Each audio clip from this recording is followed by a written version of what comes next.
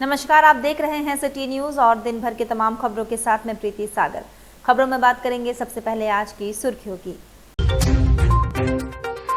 बागबेड़ा में बड़ी आपराधिक घटना की साजिश को पुलिस ने किया नाकाम। 2 अपराधियों को लोडेड देसी पिस्तौल, 5 जिंदा कारतूस, मोबाइल फोन और स्कूटी समेत किया गिरफ्तार। सांची बंगाल क्लब रोड में हुई फायरिंग का पुलिस ने खुलासा करते हुए आरोपी को किया गिरफ्तार। अवैध देसी पिस्तौल, एक मैगजीन, 7.65 mm का खोखा बरामद। सिद्धगोड़ा में पुलिस कार्रवाई के दौरान जमकर हुआ हंगामा। युवक के घायल होने पर स्थानियों का फूटा गुस्सा। और नहीं थम रही चैन छिनतई की घटनाएं। मॉर्निंग वॉक कर रही महिला से सिद्धगोड़ा में अपराधियों ने की चैन छिनतई। खबरें विस्तार से। जमशेदपुर के बागबेड़ा थाना क्षेत्र में पुलिस ने समय रहते कार्रवाई करते हुए एक बड़ी आपराधिक घटना की साजिश को नाकाम कर दिया। पुलिस ने नागाड़ी मैदान में छापामारी कर 2 अपराधियों को गिरफ्तार किया है। उनके पास से एक लोडेड देसी पिस्तौल, 5 जिंदा कारतूस, मोबाइल फोन और एक स्कूटी बरामद की गई है। पुलिस के अनुसार 21 जून की रात गुप्त सूचना मिली कि नागाड़ी मैदान के पास कुछ अपराधी किसी बड़ी वारदात को अंजाम देने की योजना बना रहे हैं। सूचना मिलते ही वरीय अधिकारियों के निर्देश पर विशेष छापेमारी दल का गठन किया गया। छापेमारी के दौरान पुलिस ने मंगल टुडू उर्फ मंगल मांझी और समरेश रविदास उर्फ मिथुन को गिरफ्तार कर लिया। तलाशी के दौरान आरोपियों के पास से एक देसी पिस्तौल, मैगजीन सहित 5 जिंदा कारतूस, एक मोबाइल फोन और टीवीएस जुपिटर स्कूटी बरामद हुई। इस घटना में बागबेड़ा थाना में आर्म्स एक्ट के विभिन्न धाराओं के तहत मामला दर्ज किया गया। पुलिस जांच में ये भी सामने आया कि मंगल टुडू का लंबा आपराधिक इतिहास रहा है। उसके खिलाफ हत्या के प्रयास, रंगदारी और आर्म्स एक्ट समेत कई गंभीर मामले पहले से दर्ज है। पुलिस मामले की आगे जाँच कर रही है। लगभग 11:50 में एक सूचना प्राप्त हुई थी कि कुछ आपराधिक प्रवृत्ति के व्यक्ति नागाड़ी मैदान थाना बागबेड़ा में कुछ आपराधिक घटना को अंजाम देने का प्रयास करने की योजना बना रहे हैं। तो ये सूचना जब सीनियर एसपी सर को प्राप्त हुई तो एक छापामारी टीम का गठन किया गया। टीम के द्वारा छापामारी के क्रम में 2 व्यक्ति, एक का नाम मंगल टुडू है जो थाना RIT जिला सरायकेला का रहने वाला है, और दूसरा समरेश रविदास जो सुंदरनगर थाना क्षेत्र का रहने वाला है। दोनों को मौके से गिरफ्तार किया गया और इनके पास से एक देसी पिस्टल, 5 जिंदा गोली 7.65 mm की, एक फ़ोन और एक स्कूटी, ये सब चीज़ें इनके पास से बरामद की गई है।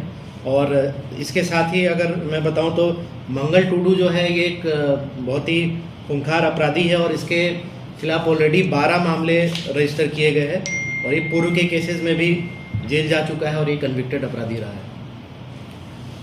सर, जो दूसरा आरोपी अभी तक हमें कोई आपराधिक इतिहास नहीं मिला है, लेकिन अभी अंडर इन्वेस्टिगेशन है। वो कहाँ का? ये सुंदरनगर थाना क्षेत्र का रहने वाला है। ये लोग किसी घटना को अंजाम देते। ये मैटर अभी अंडर इन्वेस्टिगेशन है तो इसलिए बहुत ज़्यादा अभी डिस्क्लोज नहीं कर सकते। सर, पिस्टल कहाँ से है? ये अभी जांच का विषय है। जमशेदपुर पुलिस ने सांची थाना क्षेत्र के बंगाल क्लब रोड में हुई फायरिंग की घटना का सफलतापूर्वक खुलासा करते हुए मुख्य आरोपी को गिरफ्तार कर लिया है। पुलिस ने आरोपी की निशानदेही पर घटना में प्रयुक्त अवैध देसी पिस्तौल, एक मैगजीन और 7.65 mm का एक खोखा भी बरामद किया है। जानकारी के अनुसार 19 जून की रात सांची थाना क्षेत्र स्थित अभिषेक जुबली चाय दुकान के पास एक अज्ञात युवक ने फायरिंग की घटना को अंजाम दिया था। घटना के बाद सांची थाना में कांड संख्या 49/2026 दर्ज कर जाँच शुरू कर दी गई थी। पुलिस को घटनास्थल से एक खोखा भी बरामद हुआ था। वरीय पुलिस अधीक्षक के निर्देश पर नगर पुलिस उपाधीक्षक के नेतृत्व में एक विशेष छापेमारी टीम का गठन किया गया। तकनीकी साक्ष्य और गुप्त सूचना के आधार पर पुलिस ने मामले में संलिप्त विपिन शुक्ला, जो टुईला नगर गुलमुरी का निवासी है, उसे गिरफ्तार कर लिया गया। पूछताछ के दौरान आरोपी ने स्वीकार किया कि उसने बंगाल क्लब रोड के दुकानदारों को डराने, धमकाने और रंगदारी वसूलने के उद्देश्य से फायरिंग की थी। पुलिस ने उसकी निशानदेही पर सोनेरेखा नदी किनारे झाड़ियों से हथियार और अन्य सामग्री बरामद की। पुलिस के अनुसार घटना के बाद आरोपी लगातार छिप कर रह रहा था और अपने पैतृक गांव उत्तर प्रदेश के मड़ोही जाने की तैयारी में था। इसी दौरान हाथी घोड़ा मंदिर के पास उसे गिरफ्तार कर लिया गया। पुलिस मामले से जुड़े अन्य पहलुओं की भी जांच कर रही है। 6/26 को रात्रि में 10 बजे पेट्रोलिंग में निकले थे SI उपेंद्र प्रसाद साक्षी थाना के अपने सशस्त्र बल के साथ। तो उन्हें गश्ती के क्रम में सूचना मिली कि बंगाल क्लब जाने वाले रोड में अभिषेक जुबली चाय दुकान के पास कोई फायरिंग की घटना घटी है। तो इसका ये सत्यापन किए, अपने थाना प्रभारी को सूचना दिया और PO पर पहुंचे तो इन्हें पता चला कि एक क्रिमिनल जो है दहशत फैलाने के उद्देश्य से और रंगदारी वसूलने के उद्देश्य से स्थानीय दुकानदारों के साथ फायरिंग की घटना को अंजाम दिया है और उसके बाद वो भाग गया था।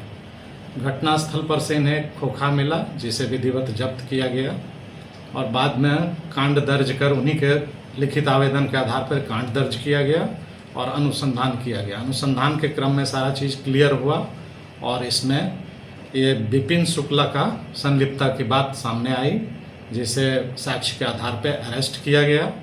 विपिन शुक्ला से पूछताछ के क्रम में ज्ञात हुआ कि उन्होंने ये स्थानीय दुकानदारों से रंगदारी वसूलने और दहशत फैलाने के उद्देश्य से फायरिंग किया था। फायरिंग में जो फायर आर्म्स का इस्तेमाल किया था उसे इसके निशानदेही पे बरामद किया गया है और अनुसंधान का कार्य आगे चल रहा है। हथियार कहाँ से लाया था इसे? हथियार ये बता रहा है कि आदित्यपुर के किसी व्यक्ति से लिया है, उसकी हम लोग छानबीन कर रहे हैं। इसके आपराधिक इतिहास पहले अभी तक तो नहीं मिला है, देख रहे हम लोग खोज रहे हैं। इसका पैतृक गांव ऐसे यूपी साइड में है, वहाँ से भी पता कराया जा रहा है। फिलहाल तो अभी अकेले है, लेकिन हम लोग इसके एसोसिएट्स के बारे में पता लगा रहे हैं अनुसंधान के क्रम में। जमशेदपुर के सिद्धगुड़ा थाना क्षेत्र में पुलिस कार्रवाई के दौरान जमकर हंगामा हुआ। एक युवक के घायल होने के बाद स्थानीय लोगों का गुस्सा फूट पड़ा और उन्होंने पुलिस वाहन को घेर कर विरोध प्रदर्शन किया। स्थिति कुछ समय के लिए तनावपूर्ण बनी रही, जिसे बाद में पुलिस अधिकारियों के हस्तक्षेप से नियंत्रित किया गया। जानकारी के अनुसार क्षेत्र की एक बस्ती में पति पत्नी के बीच विवाद की सूचना मिलने पर सिद्धगुड़ा थाना पुलिस जांच के लिए मौके पर पहुंची थी। पुलिस दोनों पक्षों को पूछताछ के लिए थाना ले जा रही थी। इसी दौरान एक पुलिसकर्मी ने पति को वाहन में बैठाने के लिए धक्का दे दिया। धक्का लगने से वह संतुलन खो बैठा और जमीन पर गिर गया, जिससे उसके सिर में गंभीर चोट लग गई। घटना के बाद स्थानीय लोग आक्रोशित हो उठे और संबंधित पुलिसकर्मी को घेर लिया। उसे बचाने पहुंचे अन्य पुलिसकर्मियों का भी लोगों ने विरोध किया। हालत बिगड़ता देख अतिरिक्त पुलिस बल को मौके पर बुलाना पड़ा। स्थानीय लोगों का आरोप है कि धक्का देने वाला पुलिसकर्मी नशे की हालत में था और ठीक से खड़ा भी नहीं हो पा रहा था। वहीं घायल युवक को तत्काल इलाज के लिए अस्पताल भेजा गया। सूचना मिलने पर थाना प्रभारी फैज अकरम मौके पर पहुंचे और लोगों को समझाकर शांत कराया। उन्होंने बताया कि मामले की जांच की जा रही है तथा यदि किसी पुलिसकर्मी की गलती सामने आती है तो उसके खिलाफ उचित कार्रवाई की जाएगी। लड़ाई झगड़ा करते हैं ना सर, तो हम लोग उल्टा सीधा कदम ना उठा ले, बस इसलिए हम लोग सुविधा के लिए बुला कि कुछ ऊंच नीच ना हो। ये क्या बोल रहे मरने के लिए जा रहे थे? हाँ, इसीलिए हम लोग सर पुलिस आई फिर क्या हुआ? थाना गाड़ी बुलाए तो हम लोग थाना गाड़ी बुलाए तो मतलब समझा बुझा देते। तो हम लोग बोले कि पिए खाए हैं, आप चलिए थाना में लिखित उखित करा दीजिए, कम से कम शांत हो जाएंगे, इधर उधर बात ना करे। इनको बोले कि बैठो, गाली दिया, बोलते बैठो, गाली दिया। वो मेरे उसको बोले गाली दिया, बोले बैठो, बोले हम नहीं बैठे, इतना खाली बोले सर। वो निकले गाड़ी से, पूरा कॉलर उलर पकड़ लिया, बाल उल पकड़ लिया। कौन पकड़ा? कौन सा गाड़ी से आया? पुलिस के साथ थे? गाड़ी का नाम तो नहीं याद है हम लोग। नहीं मतलब पुलिस थे, पुलिस ड्रेस पहने हुए वो मोटा सा जो पेट जिसका निकला वो है। अच्छा फिर क्या हुआ? वैसे हुए तो फिर मारपीट किया, तो हम लोग सब छुड़ाने लगे सर। तो गुस्सा से गए, गाड़ी का पीछे वाला एक खोले और डंडा निकाल के मारने लगे। अब ऐसे मारे कि वो पूरा नली में पूरा गिर, पूरा ब्लड गिरने लग गया। ठीक घटना आ रही है, इसमें बताया जा रहा है कि पुलिस पे आरोप लगाया जा रहा है कि पुलिस के द्वारा मारपीट की। क्या मामला है सर? डायल 100 से एक सूचना प्राप्त हुई थी कि पति पत्नी आपस में शराब के नशे में लड़ाई कर रहे हैं। पति जो है पी करके आया हुआ है और पत्नी के साथ मारपीट कर रहे हैं। तो डायल 112 के थ्रू जो सूचना मिली उसको सत्यापन और आवश्यक कार्रवाई के लिए PCR गाड़ी गई थी, जो कि CCR से संबंधित है, थाना का ही नहीं है। और वहाँ दोनों को समझाने बुझाने का प्रयास किया गया। उसी दौरान जो नशे की हालत में थे वो लड़का, जो पति है उसका, कंप्लेनेंट का, वो नशे की हालत में था और इधर सिपाही जो उसको गाड़ी में बैठाने की कोशिश करा तो उसी में उलझ पड़े और धक्का मुक्की में शायद वो गिर पड़े हैं या। लेकिन सर उसमें आरोप लगाया जा रहा है कि पुलिस के द्वारा मारपीट की है, उसका असर पड़ गया। एक आरोप लगता है सर कि PCR वैन के धक्के से जो है युवक घायल होता है, इसकी क्या सत्यता है? अभी तक जो भी बात सामने आई है इस तरह की सुनने में आया कि धक्का मुक्की के दौरान वो गिरा है सर नाली के पास, वो उसी में सर पे चोट लगी है। सर वही सत्यापन हुआ है कि वो शराब पिया हुआ था? बाकी सत्यापित करते हुए जो भी दोषी होगा उस पर कार्रवाई होगी। सर सत्यापन हुआ है कि वो लड़का शराब पिया हुआ था? अभी सत्यापित तो नहीं हुआ है, तो जांच करने के बाद ही क्लियर हो पाएगा। हालांकि ऐसे मुंह से तो गंध आ रही है इसकी। जमशेदपुर में चैन छिनतई की घटनाएं थमने का नाम नहीं ले रही है। लगातार हो रही वारदातों से आम लोगों, विशेषकर महिलाओं और बुजुर्गों में भय का माहौल है। ताजा मामला सिद्धगोड़ा थाना क्षेत्र का है, जहां सुबह सूर्य मंदिर के पास मॉर्निंग वॉक कर रही एक महिला अपराधियों का शिकार बन गई। जानकारी के अनुसार रीना मिश्रा सुबह टहलने निकली थी। इसी दौरान बाइक सवार 2 अपराधियों ने उनके गले से सोने की चैन झपट ली और फरार हो गए। घटना के बाद इलाके में हड़कंप मच गया है। पीड़िता और स्थानीय लोगों ने मंदिर परिसर में लगे सीसीटीवी कैमरों की फुटेज खंगाली, लेकिन अपराधियों की स्पष्ट पहचान नहीं हो सकी। सूचना मिलने पर सिद्धगोड़ा थाना पुलिस मौके पर पहुंची और जांच शुरू कर दी। पुलिस आसपास के अन्य सीसीटीवी कैमरों की फुटेज की जांच कर रही है तथा अपराधियों की पहचान में जुटी है। गौरतलब है कि हाल ही में पुलिस ने चैन छिनतई गिरोह के 2 सदस्यों को गिरफ्तार किया था। इसके बावजूद शहर में लगातार हो रही घटनाओं ने पुलिस की कार्यशैली पर सवाल खड़े कर दिए हैं। बढ़ती वारदातों से नागरिकों में असुरक्षा की भावना गहराती जा रही है और लोग अपराधियों की शीघ्र गिरफ्तारी की मांग कर रहे हैं। सुपरवाइजरी में रहती हूँ, तो पीछे से मुझे कोई झापड़ मारा और मेरा मार रहा है मुझे। मैं जो पीछे देखती तब तक वो मेरा चेन छीन के आगे लेके चला गया। कितने लोग थे? गाड़ी कौन सी गाड़ी? एक स्कूटी थी, एक ही आदमी था। क्या पहना हुआ था? कि वो नीचे तो ब्लैक था, ऊपर में व्हाइट टी शर्ट था और सर पे पूरा ब्लैक कलर के कपड़े से बांधा हुआ था। चैन लेके गया? चैन में लॉकेट था? लॉकेट जो धागा लेके चैन तो थोड़ी दूर पे जाके 4-5 कदम दूर आगे जाके लॉकेट गिरा। मुझे समझ में आया कि मेरा चेन लेके चला गया।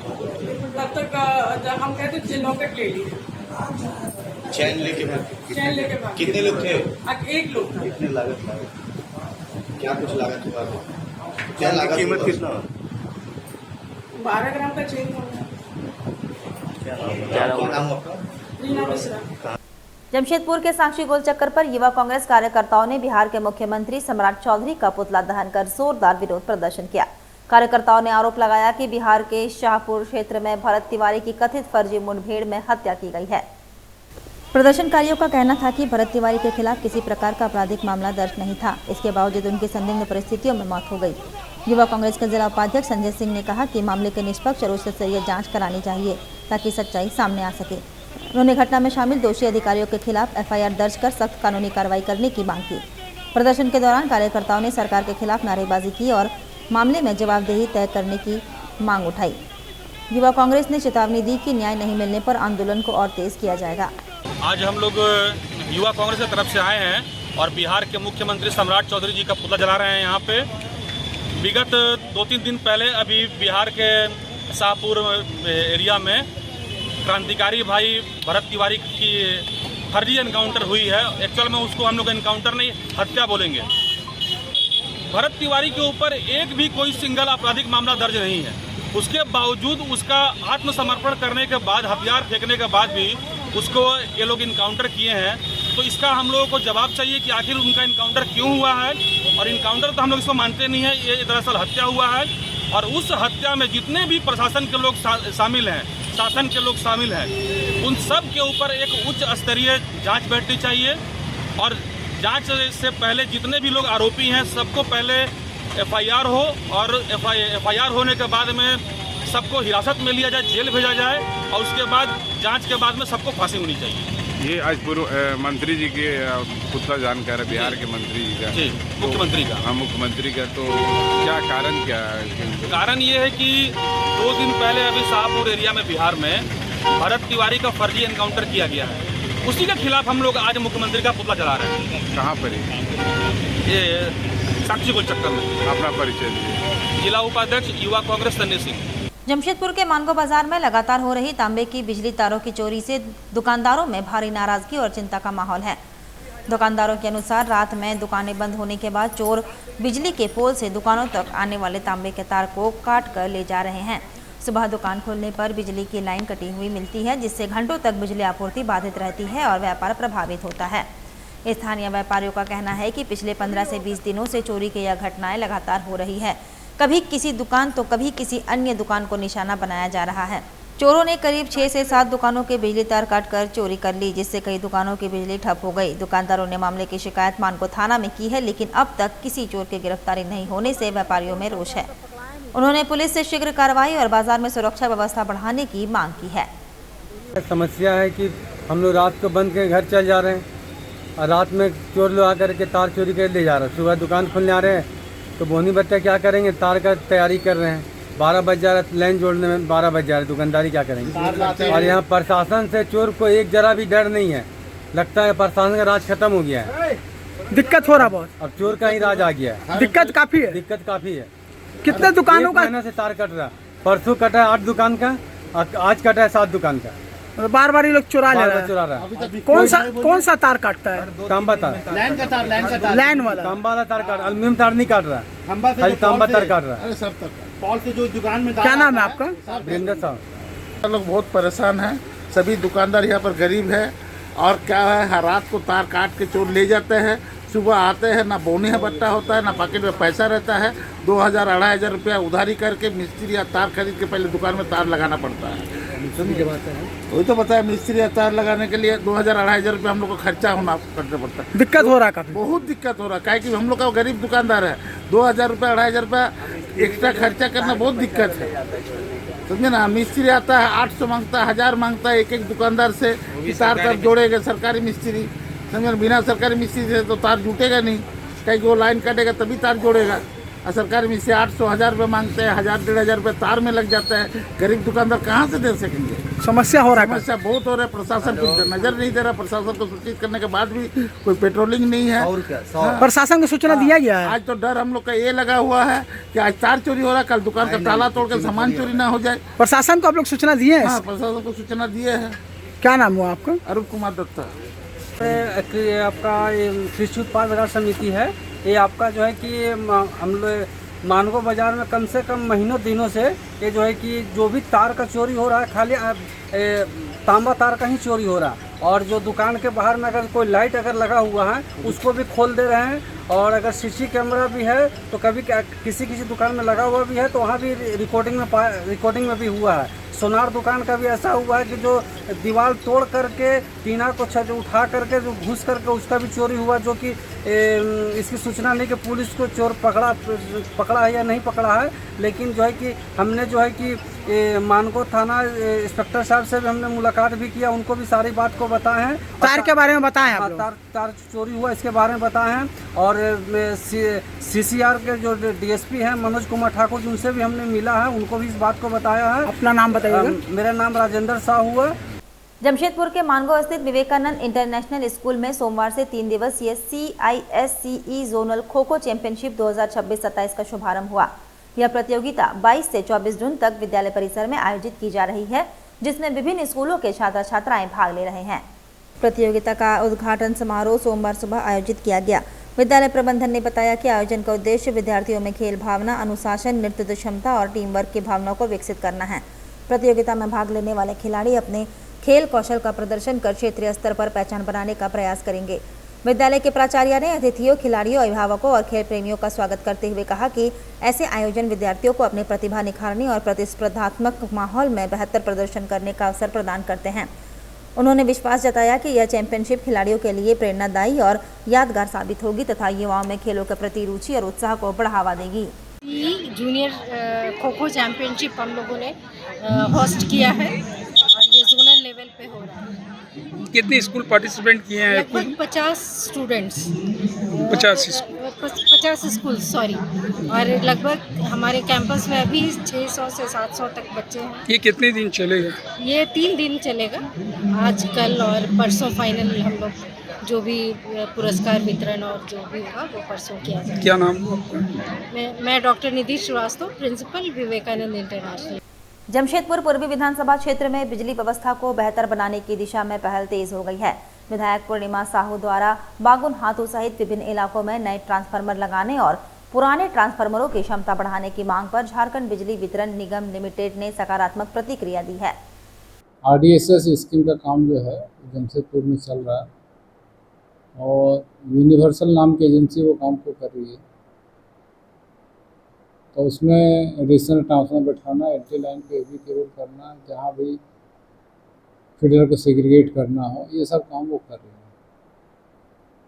तो उसी प्रोजेक्ट के अंदर में कहीं भी एडिशनल ट्रांसफार्मर लगाना, ट्रांसफार्मर का और कुछ दुरुस्त करना है, FT लाइन को एक्सटेंशन करना है, तो सारे काम हो रहे हैं। इस साल गर्मी में हम लोग का ट्रांसफार्मर जो जलने की जो संख्या है वो बहुत कंट्रोल हुआ है।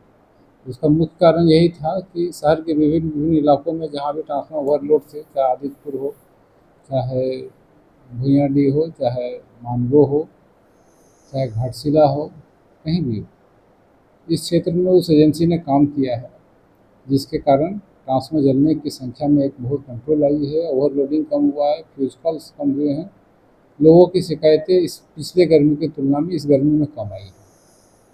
तो वो एजेंसी अभी काम भी कर रही है। दूसरा, बहुत माननीय लोग भी अलग अलग जगह से अपने अपने क्षेत्र के लिए प्रतिवेदन भेजते हैं कि यहाँ की समस्याएं आ रही हैं, तो उसको हम लोग संज्ञान में लेते हैं, लेकिन उस पर जो भी कार्रवाई आवश्यक महसूस होती है उसको हम लोग जरूर करते हैं।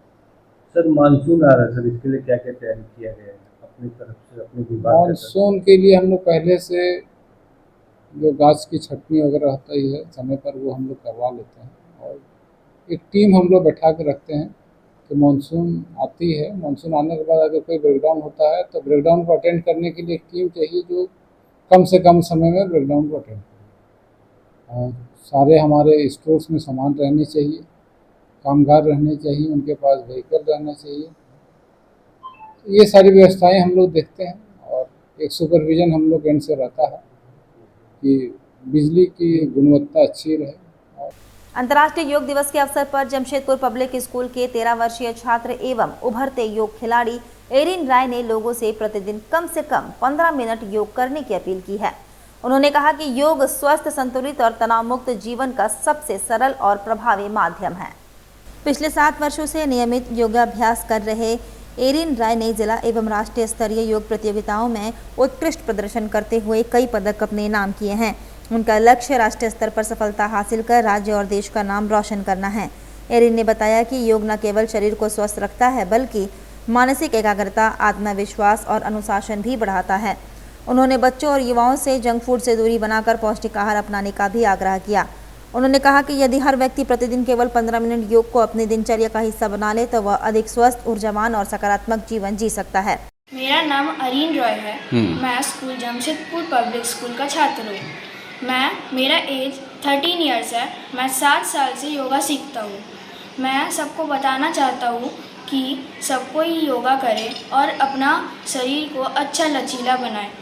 जो लोग थोड़ा एजेड है वो लोग अगर योगा करेंगे तो वो लोग को भी देख के लगेगा कि वो लोग 40 to 45 एज के हैं। ये जो अभी तक आप कहाँ मैच खेले, कितने मैच झारखंड में जीते ट्रॉफी? मैं अभी बहुत दर्जनों मेडल्स और ट्रॉफी जीता हूँ और मैं अभी जमशेदपुर और झारखंड और डिस्ट्रिक्ट लेवल में चैम्पियन हुआ हूँ। मैं बोलना चाहता हूँ कि आप अपने लाइफ के लिए 15 मिनट योगा करें एक दिन और बाहर का जंक फूड खाना कम करिए और अपना घर का हेल्दी खाना खाइए। मैं अपने लाइफ में करीब हर तरह का आसन करता हूँ, लेकिन भारत सरकार से 7 प्रकार का आसन करने के लिए बोला गया है। मेरा जब 6 साल था मैं तब से करना स्टार्ट किया था, लेकिन किसी को अगर कोई करना चाहे तो उनका कोई एज लिमिट नहीं है, वो कभी भी स्टार्ट कर सकते हैं योगा। सब कोई बोलते हैं योगा करके दिखाने, लेकिन मैं बोलता हूँ कि मैं करके दिखाऊंगा, लेकिन आप लोग भी मेरे साथ करिए। वहीं गायत्री शिक्षा निकेतन स्कूल में योग दिवस के अवसर पर स्कूल के बच्चों के साथ साथ शिक्षकों ने भी योग किया।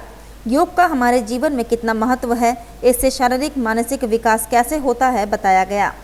मैं नीलम सिन्हा, प्रिंसिपल ऑफ गायत्री शिक्षा निकेतन, आज अंतर्राष्ट्रीय योग दिवस के शुभ अवसर पर अपने सारे शिक्षक शिक्षिकाओं, सारे स्टूडेंट और देश को हार्दिक शुभकामनाएं देती हूँ।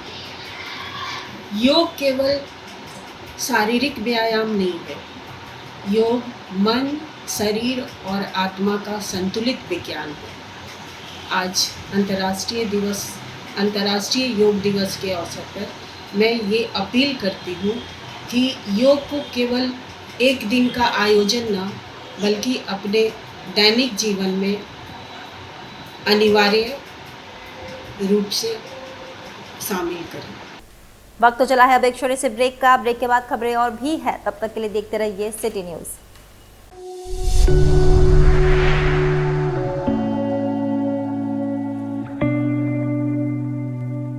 आप बेरोजगार हैं तो क्यों? नौकरी नहीं मिल रही है, जानते हैं क्यों? बेहुनर आदमी जिंदगी भर नौकरी की तलाश में भटकता है और हुनरमंद इंसान को नौकरी तलाश करती है।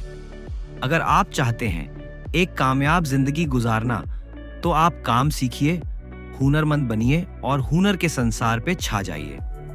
राबिया टेक्निकल इंस्टीट्यूट और प्लेसमेंट काउंसिल, जो आपको काम सिखाकर नौकरी के लायक बनाएगा और नौकरी भी दिलाएगा। जून में बैच स्टार्ट हो रहा है। हुनर की दुनियाओं में आपका स्वागत है। इस बैच में अगर रजिस्ट्रेशन कराना चाहते हैं तो संपर्क करें।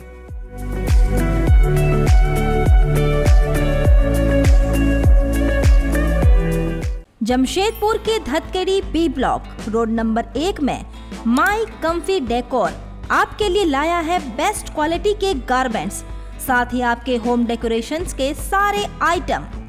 यहां आपको डेली यूज और पार्टी वेयर के लिए मिलेंगे रेडीमेड सूट, दुपट्टा और स्टोल, साथ ही आकर्षक रंगों में कुर्ता पजामा के लिए बेहतरीन कपड़े।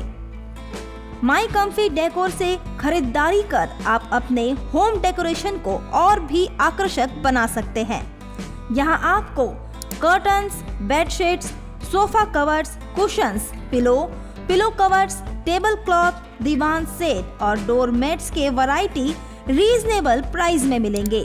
त्योहारों के मौसम में special discount. My comfy decor आपको 5,000 रुपए की खरीद पर 10% डिस्काउंट भी देता है। हमारी दुकान जो है वो 5 साल पुरानी है। हम यहाँ जो है 5 साल से आप लोगों की खिदमत में हैं और यहाँ हमारे पास जो है लेडीज़ आइटम बहुत सारे हैं। कुर्ते का भी अभी ईद का त्यौहार आने वाला है।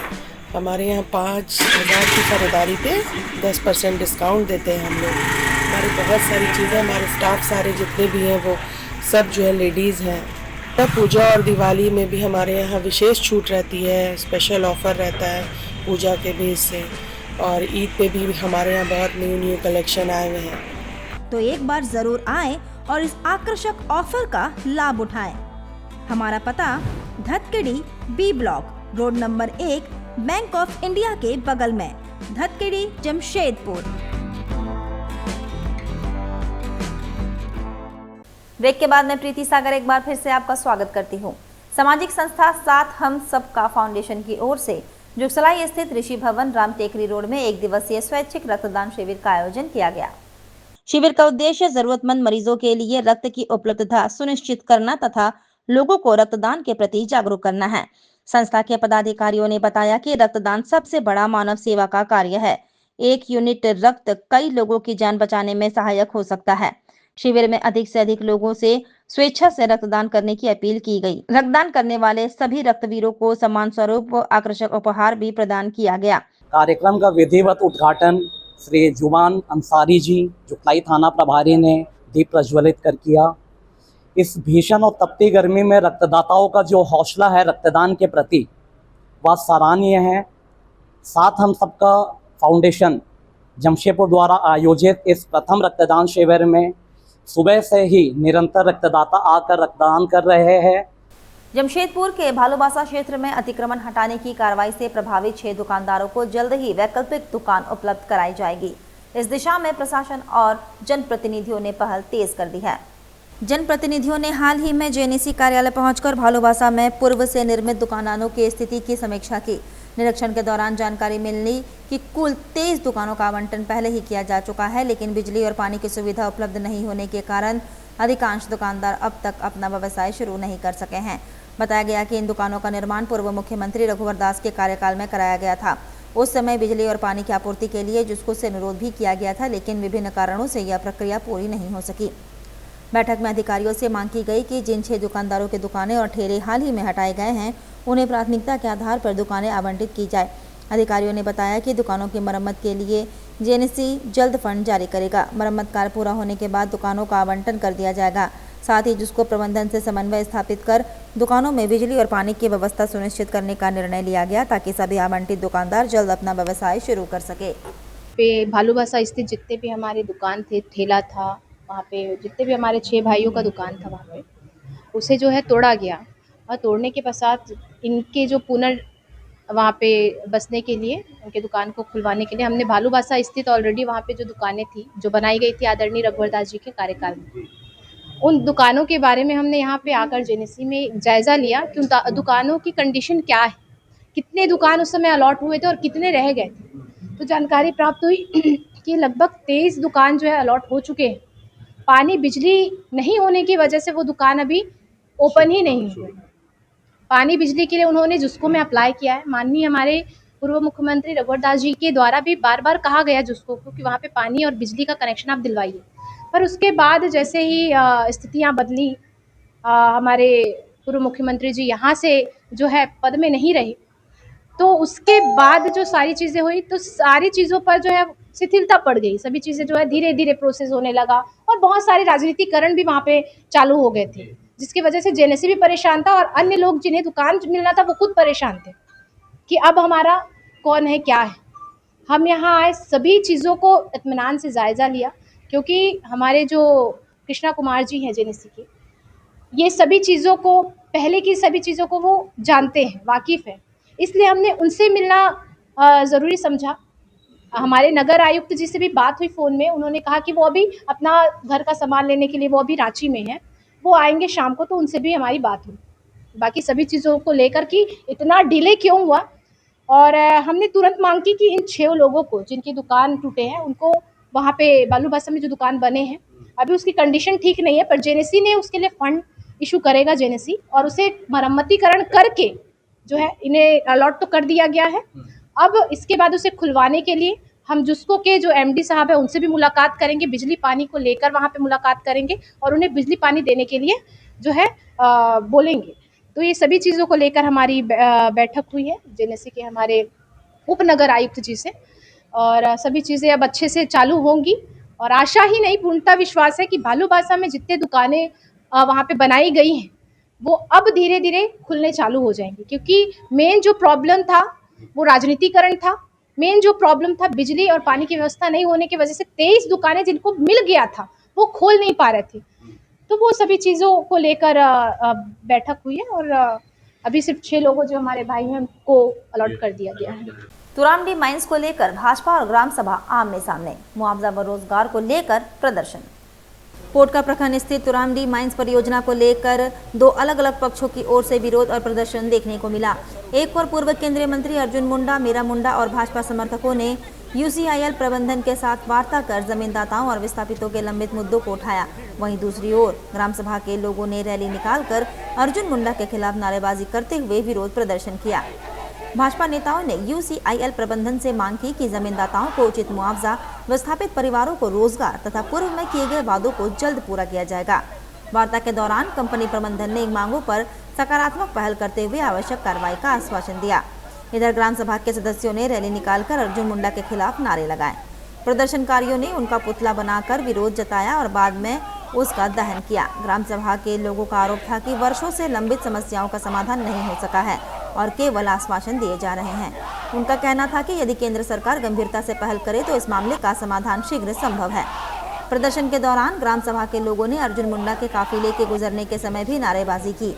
पूरे घटनाक्रम के दौरान क्षेत्र में पुलिस बल तैनात रहा और स्थिति शांतिपूर्ण बनी रही। सवाल है, इसीलिए मैंने कहा कि आप नौकरी क्यों देते हैं, ताकि उस जमीन के बदले में उसकी प्रगति अच्छी हो जाए, रोजगार अच्छा हो जाए और उसके बच्चे अच्छे स्कूलों में पढ़े, उसको अच्छी शिक्षा मिले और उसको अच्छे जगह में रोजगार का अवसर मिले, नौकरी करने का अवसर मिले, उसका क्षमता इतना डेवलप हो जाए, इतना क्षमता बढ़ जाए।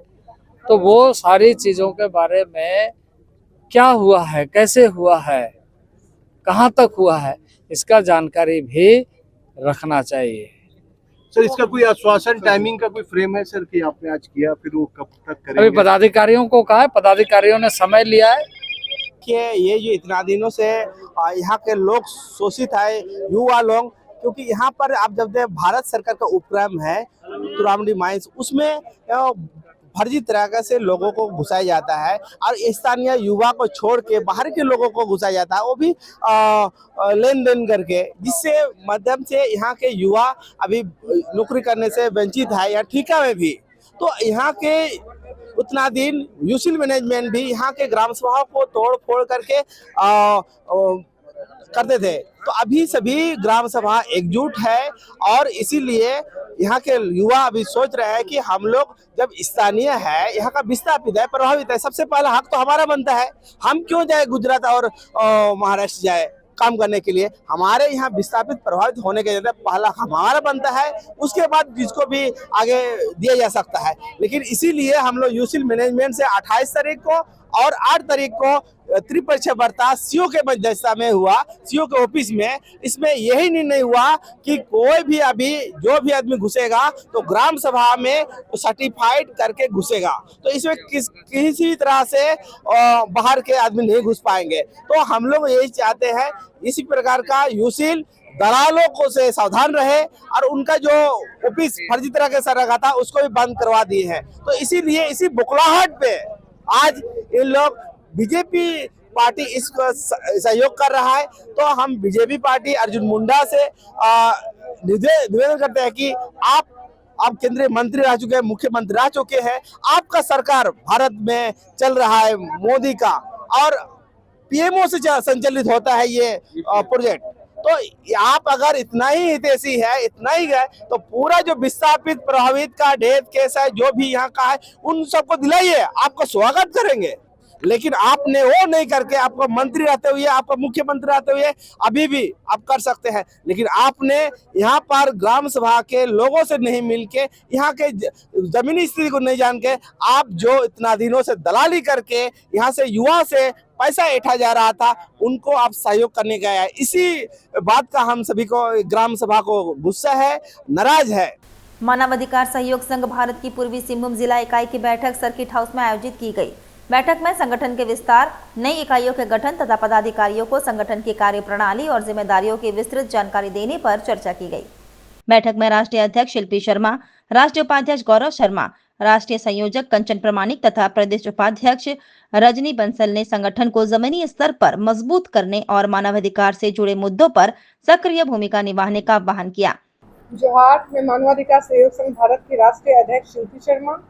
आज हमारे मानवाधिकार का विस्तार के लिए हम लोग जमशेदपुर आए हुए हैं और यहाँ भी बहुत सारे मेंबर नए भी हैं और पुराने भी हैं। तो हमारे जिला अध्यक्ष जो है गुरुचरण महंत्री जी, उनके लिए यहाँ पे हम लोग आए थे और यहाँ पे हमारी एक छोटी सी मीटिंग रखी गई। जोहार, जय हिंद।